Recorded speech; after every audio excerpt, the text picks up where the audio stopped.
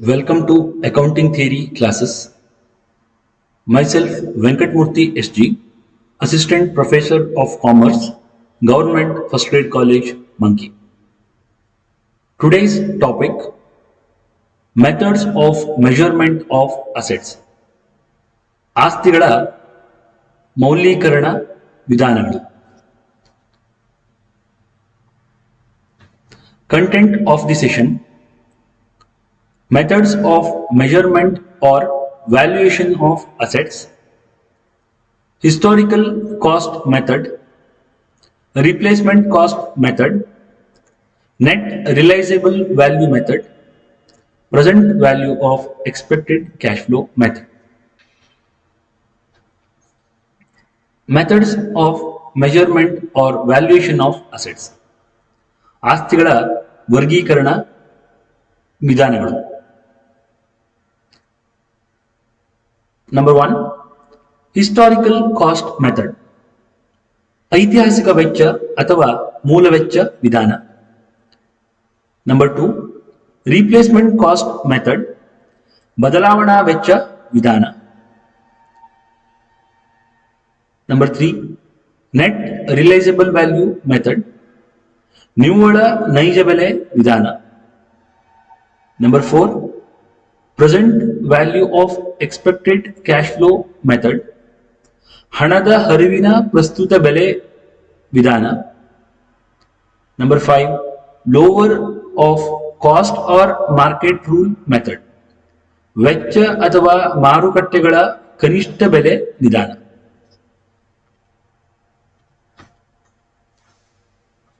Historical cost method. ಕನ್ನಡದಲ್ಲಿ ಇದಕ್ಕೆ ನಾವು ಐತಿಹಾಸಿಕ ವೆಚ್ಚ ಅಥವಾ ಮೂಲ ವೆಚ್ಚ ವಿಧಾನ ಅಂತೇಳಿ ಕರಿತೇವೆ. In traditional or conventional accounting, cost is the common concept for valuation or measurement of assets. Under this method, assets are recorded in the books of accounts at its original cost price.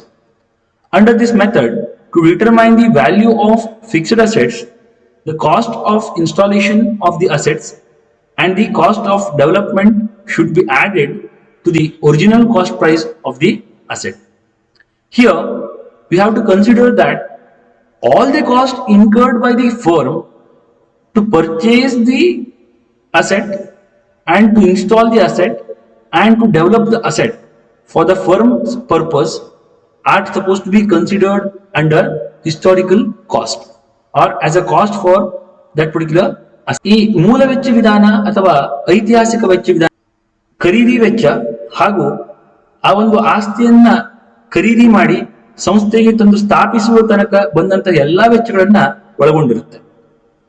ಇಲ್ಲಿ ಹೊಸದಾಗಿ ನಾವು ಯಾವುದೇ ಒಂದು ಆಸ್ತಿಯನ್ನ ಸಂಸ್ಥೆಗಾಗಿ ತಮ್ಮ ಒಂದು ಸ್ವಂತವಾದಂತಹ ರಿಸೋರ್ಸಸ್ಗಳು ಅಥವಾ ನಾವೇನಂತೀವಿ ಕನ್ನಡದಲ್ಲಿ ಬೇರೆ ಬೇರೆ ಉತ್ಪನ್ನಗಳನ್ನು ನಾವು ಉಪಯೋಗಿಸಿ ನಮ್ಮ ಸಂಸ್ಥೆಗೆ ನಾವೇ ಒಂದು ಹೊಸದಾದಂತಹ ಒಂದು ಆಸ್ತಿಯನ್ನು ತಯಾರು ಮಾಡಿಕೊಂಡ್ರೆ ಆ ಆಸ್ತಿಯ ಖರ್ಚಾದಂತ ಎಲ್ಲಾ ಮೌಲ್ಯವನ್ನ ನಾವು ಆ ಒಂದು ವಸ್ತುವಿನ ಮೂಲ ವೆಚ್ಚ ಅಥವಾ ನಾವು ಆ ಒಂದು ವಸ್ತುವಿನ ಐತಿಹಾಸಿಕ ವೆಚ್ಚ ಅಂತ ಹೇಳಿ ಪರಿಗಣಿಸಬಹುದು ಅಂತ ಹೇಳಿ ಹಿಸ್ಟಾರಿಕಲ್ ಕಾಸ್ಟ್ ಮೆಥಡ್ ಹೇಳುತ್ತೆ. Second one, replacement cost method.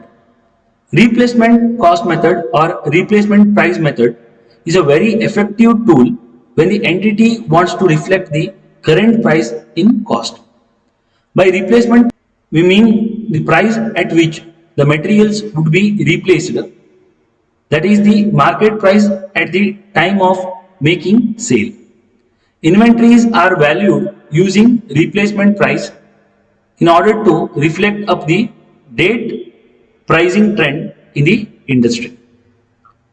Replacement price method ಇದಕ್ಕೆ ನಾವು ಕನ್ನಡದಲ್ಲಿ ಬದಲಾವಣೆ ವೆಚ್ಚ ವಿಧಾನ ಅಂತ ಹೇಳಿ ಕರಿತೇವೆ. ರಿಪ್ಲೇಸ್ಮೆಂಟ್ ಪ್ರೈಸ್ ಮೆಥಡ್ ನಾವು ಅಥವಾ ಬದಲಾವಣೆ ವೆಚ್ಚ ವಿಧಾನವನ್ನ ನಾವು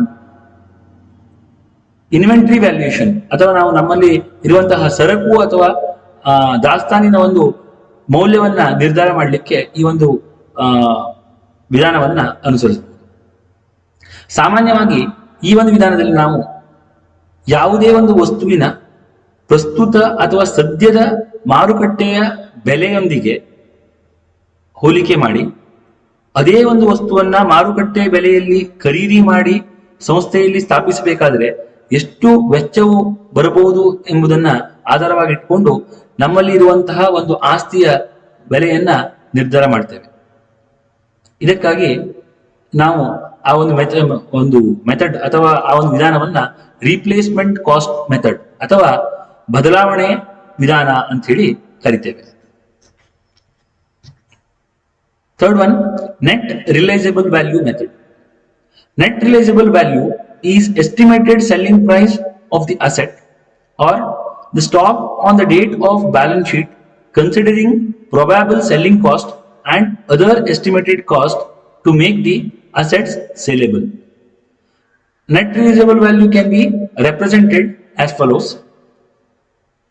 Net realizable value equals to market price minus related selling expenses for that asset. According to the conservatism principle, while recording the value of asset in the balance sheet under net realizable value method, calculated net realizable value will be compared with cost price or cost of production of the asset, and whichever is less will be recorded as the value of the asset in the books of accounts. Net realisable value method ಅನ್ನ ನಾವು ಕನ್ನಡದಲ್ಲಿ ನಿವ್ವಳ ನೈಜ ಬೆಲೆ ವಿಧಾನ ಅಂತ ಹೇಳಿ ಕರಿತೇವೆ. ಒಂದು ವಸ್ತುವಿನ ಮಾರುಕಟ್ಟೆ ಮೌಲ್ಯದಲ್ಲಿ ಅಥವಾ ಮಾರುಕಟ್ಟೆ ಬೆಲೆಯಲ್ಲಿ ಆ ಮಾರುಕಟ್ಟೆ ಮೌಲ್ಯಕ್ಕೆ ಸಂಬಂಧಿಸಿದ ಹಾಗೆ ಮಾರಾಟ ಮಾಡಲು ತಗುಲುವ ಒಟ್ಟು ವೆಚ್ಚವನ್ನ ಕಳೆಯುವುದರ ಮೂಲಕವಾಗಿ ನಿವ್ವಳ ಮಾರುಕಟ್ಟೆ ಬೆಲೆಯನ್ನ ನಾವು ಕಂಡುಹಿಡಿತೇವೆ. ಹೀಗೆ ಕಂಡುಹಿಡಿದಂತಹ ನಿವ್ವಳ ಮಾರುಕಟ್ಟೆ ಬೆಲೆಯನ್ನ ನಾವು ಆ ವಸ್ತುವಿನ ಒಂದು ಮೂಲ ಬೆಲೆ ಅಥವಾ ಐತಿಹಾಸಿಕ ಬೆಲೆಯೊಂದಿಗೆ ನಾವು ತುಲನೆ ಮಾಡ್ತೇವೆ. ಐತಿಹಾಸಿಕ ಬೆಲೆಯೊಂದಿಗೆ ನಾವು ಹೋಲಿಕೆ ಮಾಡಿದಾಗ ಯಾವ ಮೌಲ್ಯವು ಕಡಿಮೆಯಾಗಿರುತ್ತದೋ, ಐತಿಹಾಸಿಕ ಮೌಲ್ಯ ಕಡಿಮೆ ಆಗಿದ್ರೆ ಅಥವಾ ಮೂಲ ವೆಚ್ಚವು ಕಡಿಮೆ ಆಗಿದ್ರೆ ಮೂಲ ವೆಚ್ಚವನ್ನ, ಅಥವಾ ನಾವು ಕಂಡುಹಿಡಿದಂತಹ ನಿವ್ವಳ ನೈಜ ಬೆಲೆಯು ಕಡಿಮೆ ಆಗಿದ್ರೆ ನಿವ್ವಳ ನೈಜ ಬೆಲೆಯನ್ನ ನಾವು ಆ ಒಂದು ವಸ್ತುವಿನ ಬೆಲೆ ಎಂಬುದಾಗಿ ನಾವು ಬ್ಯಾಲೆನ್ಸ್ ಶೀಟ್ ಅಲ್ಲಿ ರೆಕಾರ್ಡ್ ಮಾಡ್ತೇವೆ.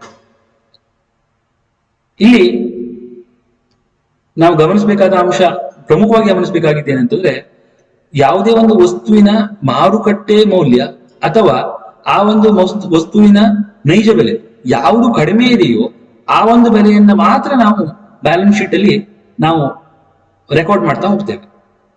We will going to record the value which is less, either the market value or realizable value or the actual cost value. Whichever is less will be considered as the part of the value in balance sheet. It is as per the conservatism principle. Present value of expected cash flow method. ಇದನ್ನ ನಾವು ಕನ್ನಡದಲ್ಲಿ ಹಣದ ಹರಿವಿನ ಪ್ರಸ್ತುತ ಬೆಲೆ ವಿಧಾನ ಅಂತ ಹೇಳಿ ಕರಿತೇವೆ. Under present value of expected cash flow discounted or present value of expected cash flow generation in future days by the specific asset will be considered for valuation of asset. This method considers cash flow generation capacity or capability of an asset in the determination of its valuation. ಈ ಹಣದ ಹರಿವಿನ ಪ್ರಸ್ತುತ ಬೆಲೆ ವಿಧಾನದಲ್ಲಿ ನಾವು ಯಾವುದೇ ಒಂದು ವಸ್ತು ಅಥವಾ ಯಾವುದೇ ಒಂದು ಆಸ್ತಿಯ ತನ್ನ ಜೀವಿತಾವಧಿಯಲ್ಲಿ ಸಂಸ್ಥೆಗೆ ತರಬಹುದಾದಂತಹ ಒಟ್ಟು ಹಣದ ಹರಿವನ್ನ ನಾವು ಮೌಲ್ಯವನ್ನ ಕಂಡುಹಿಡಿದುಕೊಂಡು ಅದರ ಒಂದು ರಿಯಾಯಿತಿಗೊಳಿಸಿದಂತಹ ಒಂದು ದರದಲ್ಲಿ ಅದನ್ನು ರಿಯಾಯಿತಿಗೊಳಿಸಿದಾಗ ಸಿಗುವಂತಹ ನಿವ್ವಳ ಮೌಲ್ಯ, ಪ್ರಸ್ತುತ ನಿವ್ವಳ ಮೌಲ್ಯವನ್ನ ಗಮನದಲ್ಲಿ ಇಟ್ಟುಕೊಂಡು ಆ ಒಂದು ಆಸ್ತಿಯ ಬೆಲೆಯನ್ನ ನಿರ್ಧಾರ ಮಾಡುವಂತಹ ಪ್ರಕ್ರಿಯೆ ಈ ಹಣದ ಹರಿವಿನ ಪ್ರಸ್ತುತ ಬೆಲೆ ವಿಧಾನವು ಅನುಸರಿಸುತ್ತದೆ. References are as follows.